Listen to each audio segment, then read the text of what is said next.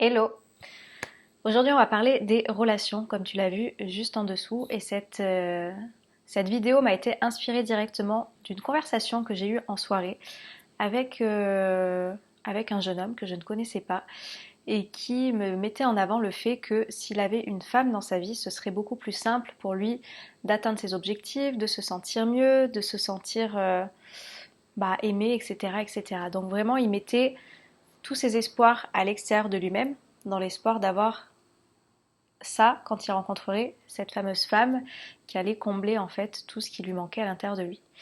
Et du coup, je lui ai posé la question, qu'est-ce que lui, il faisait en fait pour s'apporter ces choses-là? Et la réponse était, il savait pas en fait. Il savait pas comment il s'apportait de l'amour. Il savait pas comment tenir ses objectifs. Il savait pas répondre à cette question. Et c'est en ça que j'ai envie de te parler en fait de ce que tu mets en fait dans la relation dans laquelle tu vas être. La personne qui est dans ta vie est censée être du plus, d'accord? C'est censé être un bonus. C'est-à-dire que quand tu décides de te mettre en relation, ou quand tu es en relation et que tu commences à faire ce cheminement sur toi, tu es censé te dire que la personne n'est pas là pour combler en fait les vides qu'il y a à l'intérieur de toi, les blessures qu'il y a à l'intérieur de toi. Une personne, elle n'est pas là pour ça. Je te dis, des fois, on parle de moitié. Pour moi, il n'y a pas de moitié. Enfin, il faut déjà, toi, te reconstruire pour être un être à part entière, pour rencontrer une autre personne à part entière. Parce que sinon, deux personnes à qui, effectivement, il manque des choses, ça peut créer des relations qui sont pas très, très bonnes. Et du coup, tu peux pas, en fait, demander à la personne de combler quelque chose que tu ne t'apportes pas à toi-même.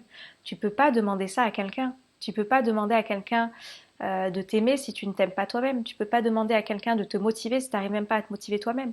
Tu peux pas demander à quelqu'un, enfin, tu comprends le principe. Tu ne peux pas demander à quelqu'un de t'apporter ce que tu ne t'apportes pas pour toi-même parce que la relation, elle sera toujours sinon en attente, elle sera toujours faite de déception, elle sera toujours faite d'un déséquilibre. Et le but, je pense, ce qu'on attend tous d'une relation, c'est d'être épanoui.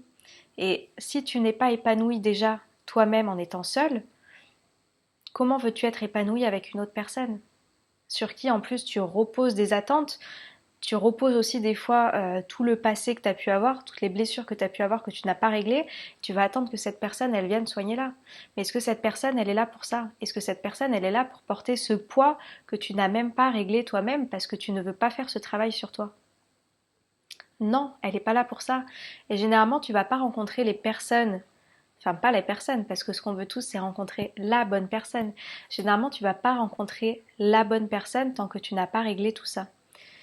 Ou si tu l'as rencontré peut-être et que tu n'as pas fait ce travail, fais-le parce qu'au bout d'un moment, il va peut-être pouvoir y avoir ce déséquilibre et la vie, elle va être faite de reproches, de déceptions, de colère, d'amertume, etc.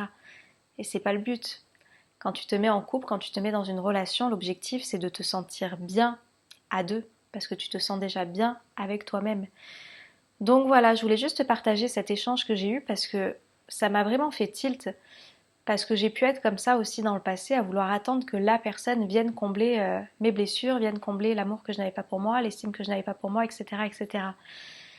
Mais ce travail, maintenant que je l'ai fait moi, je sais à quel point il était primordial avant de rencontrer la bonne personne. Si tu ne fais pas ce travail-là, comme je te dis, la relation dans laquelle tu vas te mettre va forcément être faite de désaccords, de reproches, de colère. Et voilà, donc autant travailler à se sentir bien avec soi-même, à se sentir, ouais, tombe déjà amoureux de toi, tu vois, ça paraît con à dire comme ça, mais tombe déjà amoureux de toi. Fais-toi beau, fais-toi belle pour toi. Prends soin de toi pour toi. Ne fais pas ça pour le regard de l'autre ou pour attirer quelqu'un dans ta vie. Fais déjà tout ça pour toi-même. Apporte-toi cet épanouissement par toi-même et pour toi-même. Comme ça, le jour où tu vas rencontrer une personne, elle va pas venir combler quelque chose qui manque à l'intérieur de toi. Elle va juste être là, en plus du bonus dans ta vie, tu vois, le cherry on the cake, comme on dit, la cerise sur le gâteau. Et du coup, vous allez pouvoir vivre une vie juste à kiffer ensemble, à être heureux ensemble et non pas à penser des blessures du passé ou des blessures que tu espères que cette personne va combler parce qu'elle n'est pas faite pour ça. Voilà, j'espère que cette vidéo t'a plu. Tu peux me dire en commentaire ce que tu penses de ce sujet. Et si tu veux aller plus loin, si tu veux soigner tes blessures, si tu veux soigner un petit peu ce qui se passe dans ton état d'esprit parce que tu as envie d'être posé, de rencontrer les bonnes personnes et que là, c'est même pas forcément qu'au niveau amoureux, c'est aussi les relations que tu vas faire dans ta vie parce que quand tu es bien, tu fais forcément de meilleures rencontres autour de toi. Si tu as envie de faire ce cheminement, tu sais que je fais des coachings, tu as toutes les infos sur www.imbrier.com ou dans ma bio Instagram ou encore en message privé si tu as besoin de réponses complémentaires. Voilà, donc je te dis à très très vite et voilà, plein de pensées positives. Ciao.